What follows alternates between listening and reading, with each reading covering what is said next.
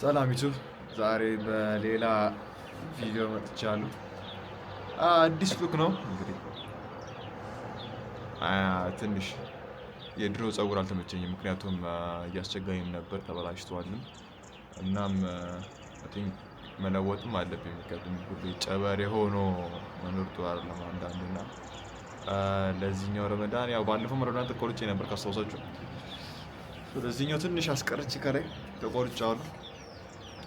በዛሬ ቪዲዮ እናንተን ላወራ ነው የመጣሁት። ባልተለመደ ሁኔታ ነው የመጣሁት፣ ምክንያቱም ውጭ ሆኜ ነው የማወራችሁ። ከተሰማችሁ ያው ካልተሰማችሁ ይቅርታ።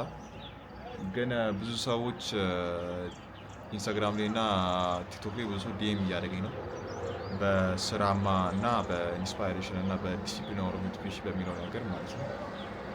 አንዳንድ ነገር ተናግሬ ይህን ቪዲዮ መዝጋት ፈልጌ ነው። እስካሁን ቪዲዮ ያልሰራሁት ምክንያት አልተመቸኝም።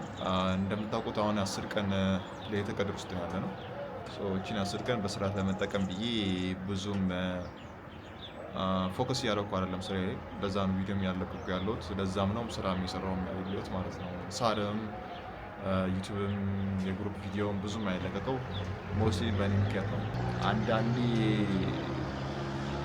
ማንም ማስደሰት እንዳለባችሁ ማወቅ አለባችሁ እና በአሁኑ ሰዓት ፈጣሪ ለማስደሰት ነው ያለሁት። ምን እላችሁ ነው፣ ብዙ ሰዎች ኢንስታግራም ላይ እና ቲክቶክ ላይ በዚህ ጉዳይ በመሰራቸው አይነት ቪዲዮዎች ጠዋት የመነሳቱን ስራ መስራቱን 6 ሰዓት 4 ሰዓት 5 ሰዓት የመተኛቱን ወር ደግሞ ቡና የጠጣ መዋሉ ምናምን በሁሉም ነገር ላይ ኢንስፓየር ሆነው ያወሩኝ ሰዎች አሉና በጣም አመሰግናለሁ። ይሄን ያህል ሰው ኢንስፓየር ያደርጋል ብዬ አላሰብኩም ነበር። ግን ብዙ ሰው የተመቸው ነገር ናቹራል ነገር በማሳየቴ ነው።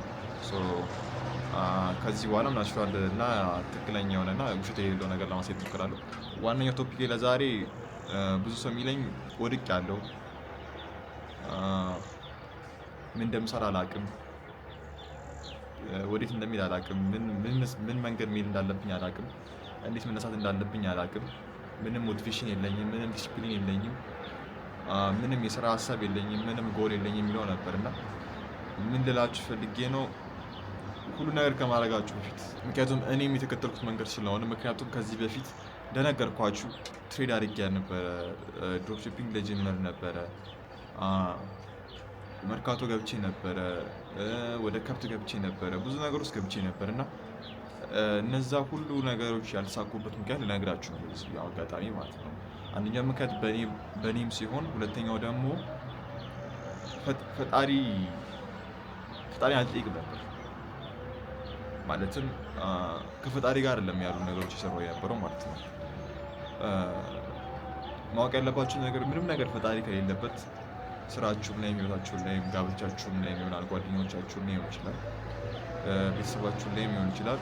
ፈጣሪ ከሌለበት ያ ነገር ውስጥ መቼም ቢሆን አይሳካም።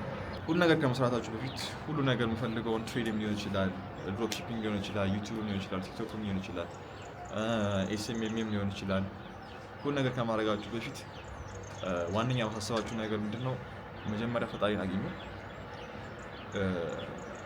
ምክንያቱም ፈጣሪ የሌለበት ነገር ምንም ነገር አይሳካም፣ ምንም አይነት ኢንጆይመንትም አይኖረውም።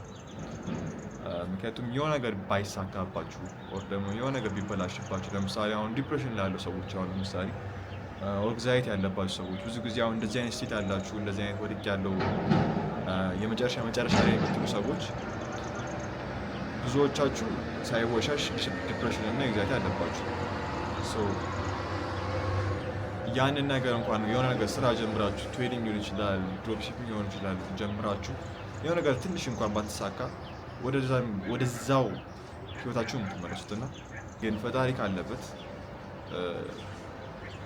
ፈጣሪን እያመለካችሁ በስርዓቱ ነው ከፈጣሪ የተማራችሁ። ይህ የትኛው ነው የምላችሁ? ምክንያቱም አሁን ስፔሲፊክ እኔ እስልምና ስለተከተልኩኝ እስልምና መከተል አለባችሁ አላችሁ። ለእናንተ የሚሆን ሃይማኖት አለ፣ ያ ሃይማኖት መንገድ አለው።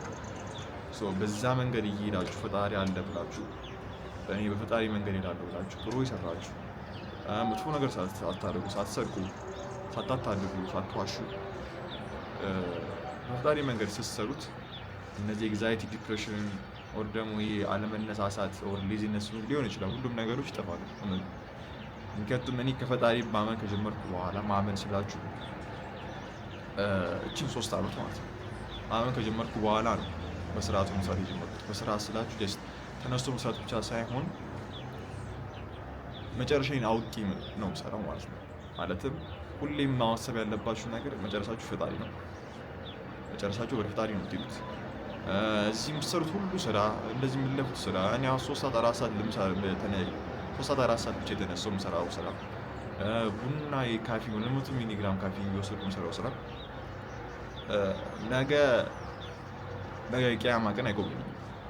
ምን ላላችሁ ፈልጌ ነው ምንም አይነት ሁኔታ ውስጥ ሆኖ ስኬታማም ትሆኑ ይችላላችሁ።